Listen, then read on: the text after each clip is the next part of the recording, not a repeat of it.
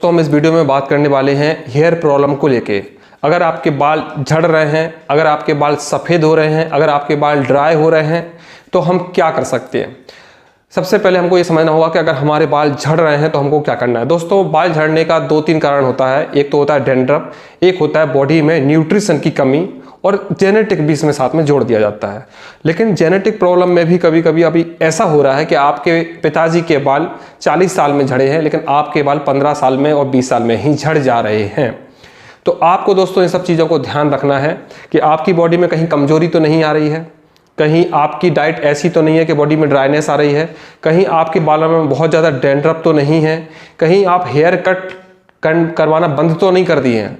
आजकल बहुत सी लड़कियां या फीमेल के लिए हम बात करें, बाल नहीं कट करवाती हैं, बाल लंबे करने के चक्कर में वो बालों को बढ़ाती हैं, और न्यूट्रिशन की जब बॉडी में कमी रहती है तो बाल एक लंबाई तक बढ़ते हैं, उसके बाद रुक जाते हैं। उसके बाद आपका बालों का झड़ना, दो मुआ होना, बालों का रंग चेंज होना, बालों का स्ट्रक्चर चेंज होना शुरू हो जाता है। वहीं कई लोग फैट लॉस करते हैं, शरीर में फैट खाना बंद कर देते हैं। हमारी बॉडी में जो बाल बनता है वो फैट लेवल पर डिपेंड करता है, बॉडी की न्यूट्रिशन पर डिपेंड करता है। अगर आपकी बॉडी में फैट नहीं जाएगा तो आपके बाल बढ़ना बंद हो जाएंगे, बालों की ग्रोथ बंद हो जाएगी और बालों का झड़ना शुरू हो जाएगा। उसी प्रकार अगर आपकी बॉडी में न्यूट्रिशन की कमी, अगर आप अच्छा खान पान नहीं खा रहे हैं, बॉडी मेहनत ज़्यादा कर रही है और आप अपने विटामिन की कमी कर रहे हैं अगर बॉडी में, तो भी आपका बाल झड़ेगा। अगर आप बाल प्रॉपर नहीं धोते हैं, बालों में स्कैल्प में बहुत ज़्यादा गंदगी है, डैंड्रफ जमा हुआ है, या कोई इन्फेक्शन हुआ है, कोई ईचिंग हो रही है, स्कैल्प में ईचिंग बहुत हो रही है, बालों में गंदगी बहुत है, डैंड्रफ बहुत जमा हुआ है, या वहाँ पर कोई इन्फेक्शन, खाज खुजली जैसी प्रॉब्लम हो गई है, फंगल हो गया है कोई, तो आपको वहाँ पर पहले फंगल का ट्रीटमेंट करना होगा। फंगल के ट्रीटमेंट के लिए बता देता हूँ मैं, आप क्लोबिटासोल लगा सकते हो, आप कोई भी एंटी फंगल क्रीम जो हो, जैसे कि फ्लूकोनाजोल क्रीम आती है, उसको भी यूज़ कर सकते हो। आप क्लोबिटासोल भी यूज़ कर सकते हो, और आप बेटनोमेथासोन भी यूज़ कर सकते हो। तो इस तरह के, जैसे कैटोमैक है, इसको भी आप यूज़ कर सकते हो। ये जो जितने भी मैं क्रीम या शैम्पू जो आते हैं इन सब चीज़ों के, ये एंटी फंगल होते हैं। आप बालों में जो ईचिंग होती है उसको दूर करने के लिए बहुत सहायक होती है। अब दोस्तों, जैसे कई लोगों का कमजोरी की वजह से बाल झड़ रहा है, बालों में शरीर में कमजोरी है और बाल झड़ना शुरू हो गया, तो आप मल्टीविटामिन ले सकते हो, जिसमें आप आयरन की टैबलेट ले सकते हो, कैल्शियम की टैबलेट ले सकते हो, विटामिन बी की टैबलेट ले सकते हो, कैल्शियम की टैबलेट ले सकते हो, या फिर मल्टीविटामिन जिसमें सारे विटामिन होते हैं, उसको भी आप यूज़ कर सकते हो। तो दोस्तों, मैंने आपको बता दिया कि आप मल्टीविटामिन, आप किसी भी मेडिकल पे जाइए या किसी भी डॉक्टर के पास जाइए, डॉक्टर से बोलिए कि मुझे मल्टीविटामिन लिख दीजिए। चलो ये भी नहीं कर सकते, आप मेडिकल वाले के पास जाइए जो आपका अपना पहचान का हो, उससे बोलिए कोई अच्छा मल्टीविटामिन मुझे दे दीजिए, तो आपको मल्टीविटामिन दे देगा। मल्टीविटामिन जब यूज़ करोगे तो अगर आपकी बॉडी के अंदर से कमजोरी के कारण हेयर फॉल हो रहे हैं तो वह झड़ना आपका बंद हो जाएगा। उसी प्रकार अब मैं कुछ बता रहा हूँ आपको लगाने वाली दवाइयाँ। लगाने के लिए आपको कंडीशन देखनी होगी कि आपका स्कैल्प अगर ऑयली है तो आपको ऑयल नहीं लगाना है, अगर आपका बाल ड्राई है तो ही आपको ऑयल लगाना है, क्योंकि बाल झड़ने के दोनों कारण होते हैं, या तो ऑयल लगाने से बाल झड़ता है या ऑयल ना लगाने से झड़ता है, ये आपको समझना होगा। अगर आपका बाल बहुत ज़्यादा ड्राई होता है, बहुत ज़्यादा सूखा सूखा होता है और एकदम से ड्राई हो जाता है, रोज बहुत ड्राई होता है, ऑयल लगाते हैं सुबह और शाम तक पूरा ड्राई हो जाता है, तो समझ लीजिए आपके बॉडी के अंदर चिकनाहट की कमी हो गई है, आपको ऑयलिंग अच्छे से लगाना है। अब कभी कभी क्या होता है कि आपके स्कैल्प में ऑयल आ जाता है, ऑयलिंग अपने आप रहती है, बाल चिपचिपे हो जाते हैं, तो फिर आप समझ जाइए कि अब आपको ऑयल नहीं लगाना है, आपके स्कैल्प में आपको सूखा रखना है, बस साफ सफाई पर ध्यान रखना है। अब ऑयल आप क्या लगा सकते हैं, अगर आपके टेम्परेचर आपके यहाँ हाई है, गर्मी रहती है, तो आप नारियल का तेल लगाइए।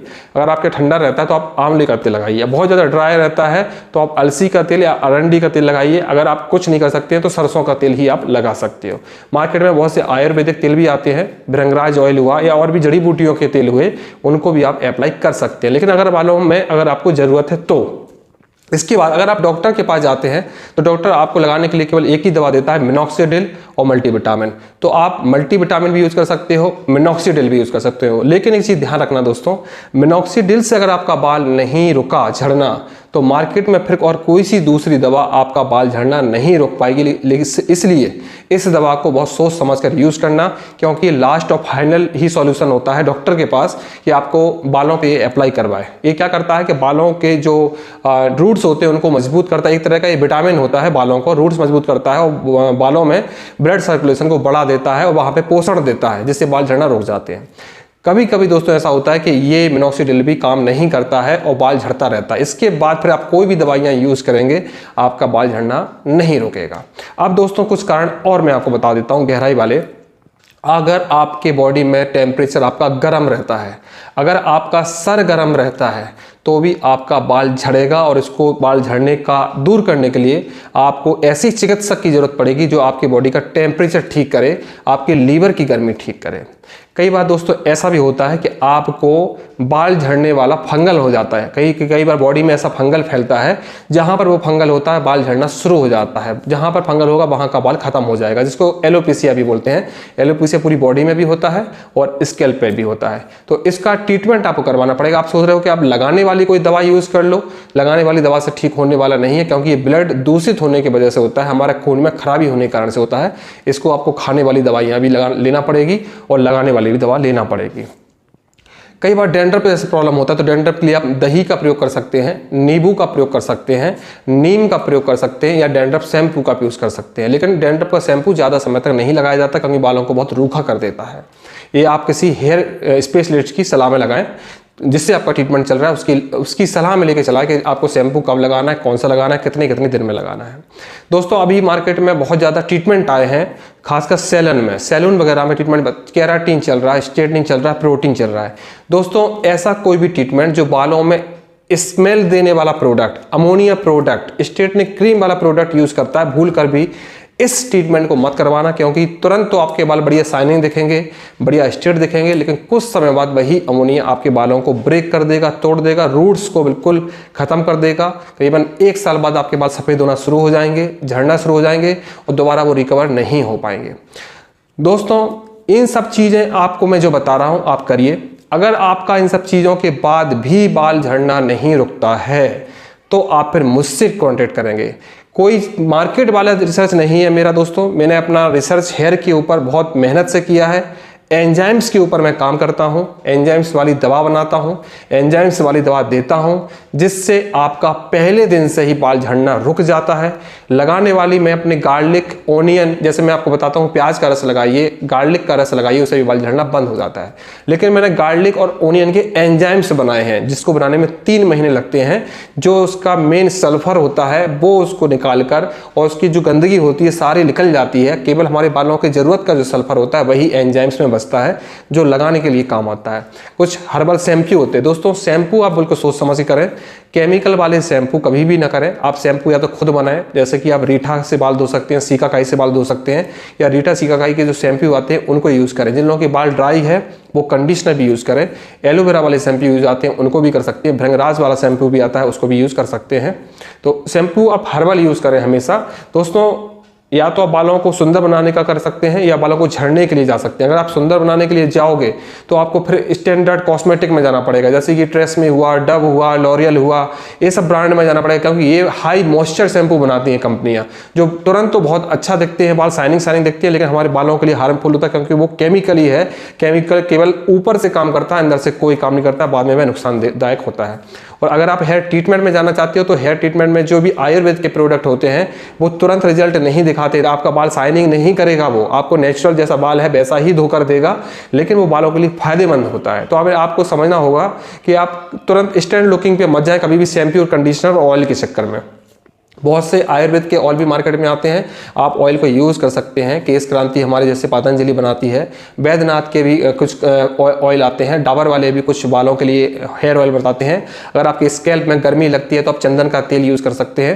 अगर आपका सर में ठंडा लगता है तो आप मालकंगनी का तेल यूज़ कर सकते हैं। अगर आपका बाल नॉर्मल रहता है तो भृंगराज का तेल आप यूज़ कर सकते हैं, आंवले का तेल यूज़ कर सकते हैं, आंवला का जूस भी आप पी सकते हैं, विटामिन सी की भी गोलियाँ खा सकते हैं। दोस्तों आप ये सब करके देखिए, आंवला का पाउडर भी खा के देखिए, आपका नेचुरली ही बाल झड़ना रुक जाएगा। अगर आपका बाल झड़ना नहीं रुकता है तब आप मुझसे कांटेक्ट करें, मेरी मेडिसिन यूज़ करें। मेरा जो एंजाइम्स लिक्विड है खाने वाला और लगाने वाला, डैंड्रफ के भी मैं दवा देता हूं, और फिर बॉडी की तासीर देखता हूँ कि बॉडी में गर्मी तो नहीं है, लीवर में गर्मी तो नहीं है, और या तो बॉडी में कोई बुखार तो नहीं रहता है आपको, क्योंकि रेगुलर बुखार होने के कारण भी बाल रेगुलर झड़ने लगते हैं, हमको पता नहीं चलता, लेकिन हमारी बॉडी के अंदर बुखार रहता है, हमको हरारत हमेशा फील होती है।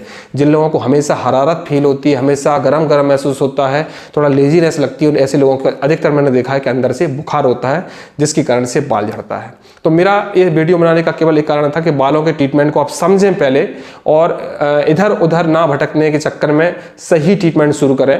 मैंने आपको एलोपैथिक के बारे में भी बताया, और मैंने आपको आयुर्वेद के बारे में भी बताया, घर के नुस्खों के बारे में भी बताया। आप सब कुछ करें, जब आपका बाल सब कुछ करने के बाद नहीं रुकता है झड़ना, तब आप मुझसे बात करें। दोस्तों एक बात और बताऊंगा, जिन लोगों के बाल झड़ चुके हैं, बिल्कुल साफ स्किन हो गई स्कैल्प में, उनके लिए कुछ नहीं हो सकता। वो लोग ना भटकें, वो लोग या तो ट्रांसप्लांटिंग में जाएं या फिर बिग लगा लें। अगर कोई बोलता है कि वो चिकने सर पे बाल उगा देगा, तो आप ऐसे उल्लू ना बने दोस्तों, या तो उससे कोई प्रूफ मांगे, उसके बाद उसका इलाज करेंगे। और अगर कुछ और करना चाहते हैं तो मैंने सब वीडियो में बताया है, केवल अपने मन से या आपके आसपास कोई वैद्याचार्य हैं जो आयुर्वेद पे काम करते हैं, उनसे आप ट्रीटमेंट लें, अपने बॉडी की नाड़ी चेक करवाएं, फिर नाड़ी चेक करवा के आप ट्रीटमेंट करें। अपने मन से, इंटरनेट से, यूट्यूब से ये ऑयल लगा लो इससे ठीक हो जाएगा, तो दोस्तों ऐसे हेयर ट्रीटमेंट नहीं होते हैं। एक ऑयल लगाने से ठीक नहीं होता, हमें बॉडी की तासीर देखनी होती है, बॉडी का टेम्परेचर देखना होता है, नाड़ी चेक करनी होती है, स्कैल्प की कंडीशन देखनी होती है कि बाल आखिर झड़ किस कारण से रहा है, सूखा होने के कारण से झड़ रहा है या ऑयली होने के कारण से झड़ रहा है, बॉडी में न्यूट्रिशन की कमी से झड़ रहा है, किस कारण से झड़ रहा है। ये सारी चीज़ देखते हुए फिर हेयर के ट्रीटमेंट करने पड़ते हैं।